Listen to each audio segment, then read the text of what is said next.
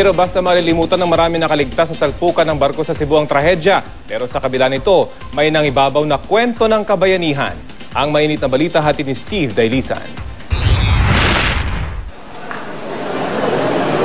Nanlulumo at hindi pa rin makapaniwala ang marami sa nakaligtas at naulila sa salpukan ng MV Thomas Aquinas at MV Sulpicio Express 7. Sabi ng Coast Guard, di pa tumagal sa 10 minuto ang paglubog ng Aquinas.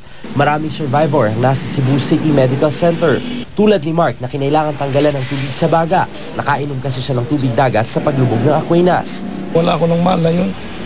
Kuha ko ng Coast Guard. Ano yung pakiramdam ko doon? Hindi ako makahinga kasi marami pa ako nainom na tubig.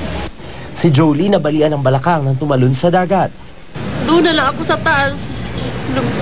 Lundag ako doon sa yung nakabangga, yung binanggaan ng barko namin. Doon ako. Tapos kung dito ko ang umano. Kaya ka na balian dahil tumalon ka? Tumalon ako. Akala ko patay na ako. Si Maribel bagamat walang tinamong sugat, nawala naman ang ina. Kung hindi ko lang siya binitawan.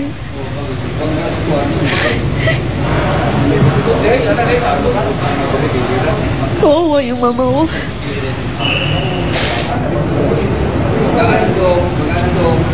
Excited ba naman siya?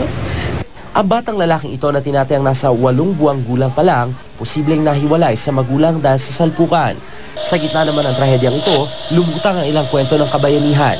Si Seaman First Raiderman Richard Pestillos na sakay rin ng Aquinas nagawang mamigay ng life jackets at life rafts para magligtas ng mga pasahero.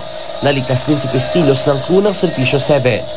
Nasa Cebu na rin ang BRP Pampanga kasama ang 12 Coast Guard divers at oil spill response team. Tutulong sila sa search and rescue operations at investigasyon sa salpukan ng Aquinas at Sulpicio 7. Steve Dailisan, GMA News.